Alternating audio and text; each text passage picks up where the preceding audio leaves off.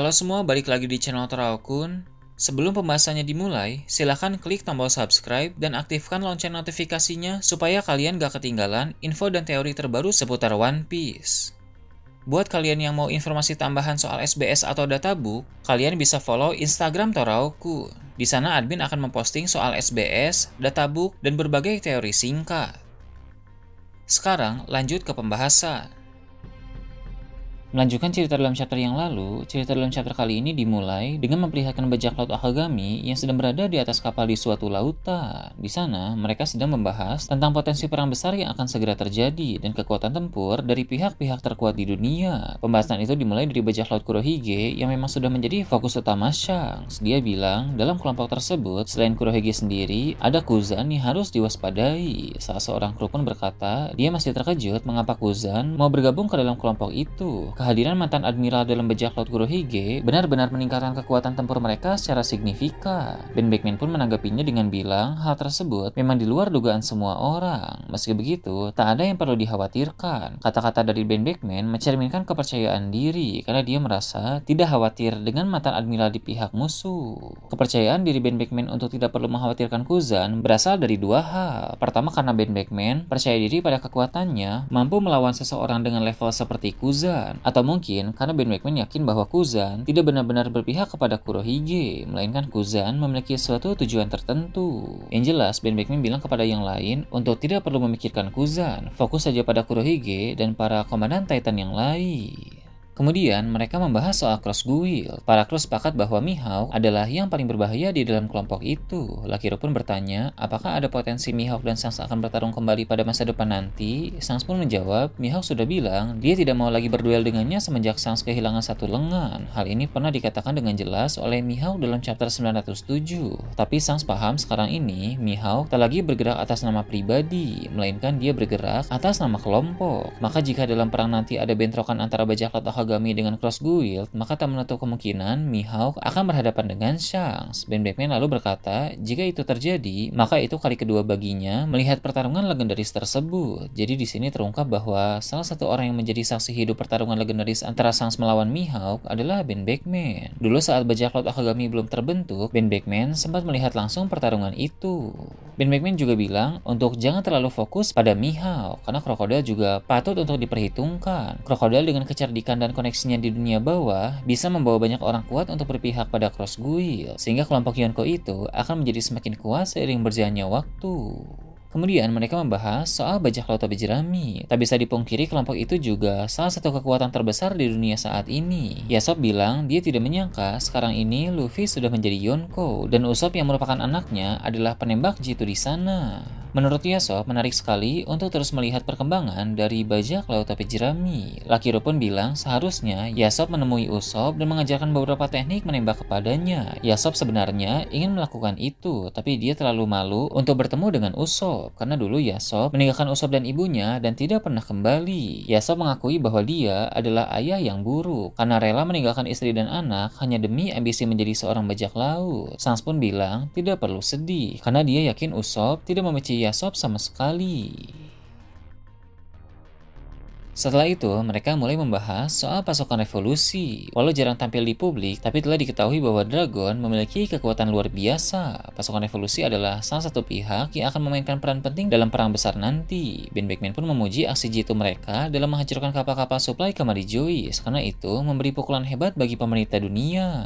Ben Beckman sebagai ahli strategi dalam bajak laut Akagami mengakui bahwa Dragon lebih hebat darinya dalam mengatur strategi. Tak heran meski pasukan revolusi sering diburu oleh pemerintah dunia, angkatan laut, bahkan para bajak laut, mereka masih mampu bertahan sampai saat ini karena memang pemimpinnya yaitu Dragon sangat jenius. Kemudian selain pasukan revolusi, tentu mereka juga membahas tentang kekuatan tempur angkatan laut dan pemerintah dunia. Saat membahas soal ini, Ksatria Suci menjadi salah satu yang dibicarakan. Ternyata semua kru inti Shanks sudah tahu bahwa si rambut merah itu memiliki saudara kembar dari Ksatria Suci. Bahkan mereka juga tahu bahwa ayah dari Shanks adalah Garling Vigarland yang saat ini telah menjadi seorang Gorosei. Diketahui bahwa Garling Vigarland sebentar lagi akan bentrok dengan pasukan revolusi dan pertarungan itu akan sangat mengguncang dunia. Ben Beckman pun bilang Sangs mempunyai keluarga yang unik. Ayahnya seorang Gorosei, saudara kembarnya seorang kesatria suci, dan Sangs sendiri adalah seorang Yonko. Sangs hanya tersenyum menandakan dia setuju dengan hal itu, bahwa keluarganya sangat rumit dan unik. Para kru Sangs pun bilang, ayah dari Sangs yaitu Garling Vigarland akan segera bertarung melawan ayah dari Luffy yaitu Monkey D. Dragon. Itu adalah pertarungan yang sangat tidak terduga.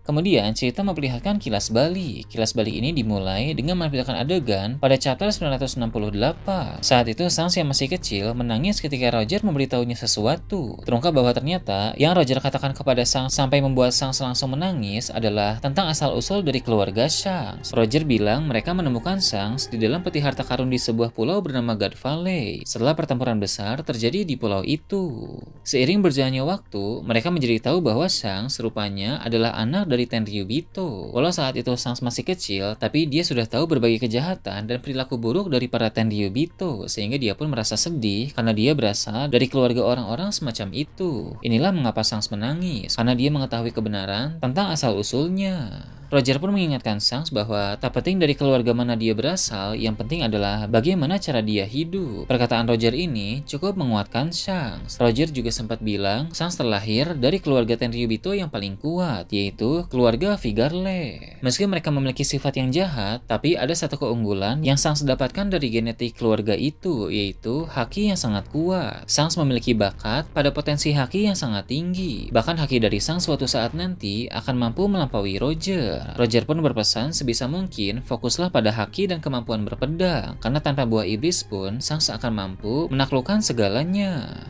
Kemudian, kilas balik itu juga memperlihatkan Garling Vigarland yang ada di Marijoi. Saat itu, dia sedang memegang poster bounty pertama Shanks. Itu adalah bounty sebelum Shanks menjadi Yonko. Bounty pertama Shanks itu sudah bernilai 1.040.000.000 berry. Itu nilai yang sangat fantastis untuk bounty seorang pemula. Garling pun bilang, tak salah lagi, itu adalah anaknya yang hilang di God Valley. Namun karena Shanks telah tumbuh menjadi bajak laut di bawah didikan Roger, maka Garling merasa sudah terlambat untuk menariknya kembali ke dalam keluarga Vigarland. Maka Garling pun hanya fokus untuk merawat dan mendidik saudara kembar Shanks saja, sedangkan Shanks tak lagi dianggap sebagai bagian dari keluarga tersebut. Setelah itu, diperlihatkan panel-panel yang secara bergantian menampilkan perkembangan kehidupan dari Shanks dan saudara kembarnya yang ada di tempat yang berbeda. Ada panel di mana Shanks berlatih ilmu berpedang dengan Roger. Lalu ada juga panel yang memperlihatkan saudara kembar Shanks dilatih oleh Garling. Adapun panel yang memperlihatkan Shanks remaja sukses mengalahkan salah satu Vice Admiral, dan ada panel di mana saudara kembarnya mengalahkan seorang penjahat tangguh. Kemudian ada panel epik yang menunjukkan duel Shanks melawan Mihawk saat mereka masih remaja dulu. Walau panel itu tidak menampilkan pertarungan secara utuh, melainkan hanya sekilas saja di mana keduanya beradu senjata. Di sisi lain, ada panel yang memperlihatkan saudara kembar Shanks sedang membaca koran yang berisi berita tentang duel tersebut. Sejak saat itulah, dia selalu mengikuti sepak terjang dari Shanks melalui berita di koran.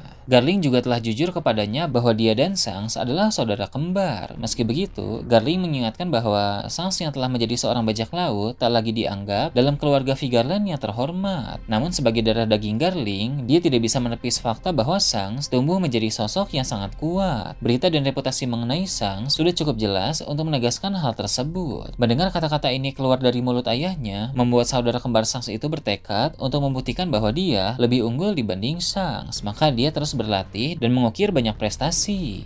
Kemudian diperlihatkan panel 6 tahun lalu ketika Shanks diakui sebagai Yonko dan saudara kembarnya menjadi salah satu kesatria suci muda terbaik. Bisa dibilang secara tidak langsung mereka bersaing dari segi pencapaian. Walau persaingan ini mungkin hanya dirasakan oleh saudara kembar Shanks saja, karena tentu di lain sisi Shanks tidak peduli. Kilas balik pun berakhir dan cerita kembali ke masa sekarang ini. Beberapa saat sebelum dua kesatria suci berpisah dan berpencar. Kesatria suci wanita pergi ke perpustakaan burung hantu, sedangkan kembaran Shanks pergi mencari Loki. Di tengah aksi mereka itu, Im Sama berbicara kepada mereka berdua melalui telepati. Jadi Im Sama bisa berbicara melalui telepati bukan hanya kepada Gorosei saja, melainkan juga kepada para kesatria suci.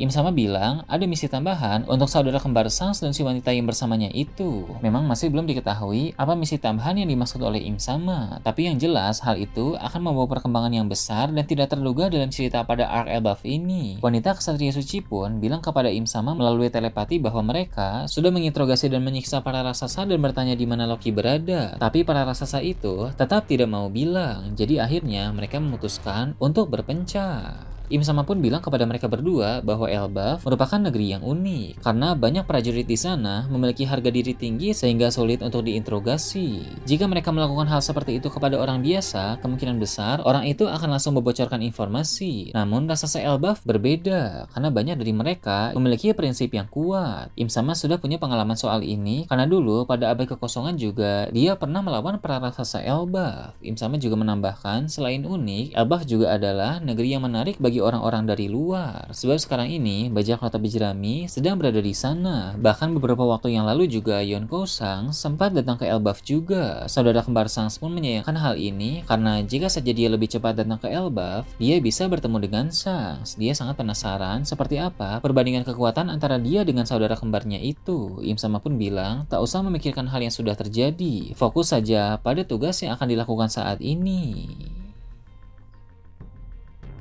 Nah itu tadi berbagai hal menarik pada chapter 1136. Gimana menurut kalian? Silahkan tulis di kolom komentar di bawah. Oke, segitu aja untuk pembahasan kali ini. Jangan lupa like, share, dan subscribe untuk video menarik selanjutnya. Gue Tora Akun, Shambles.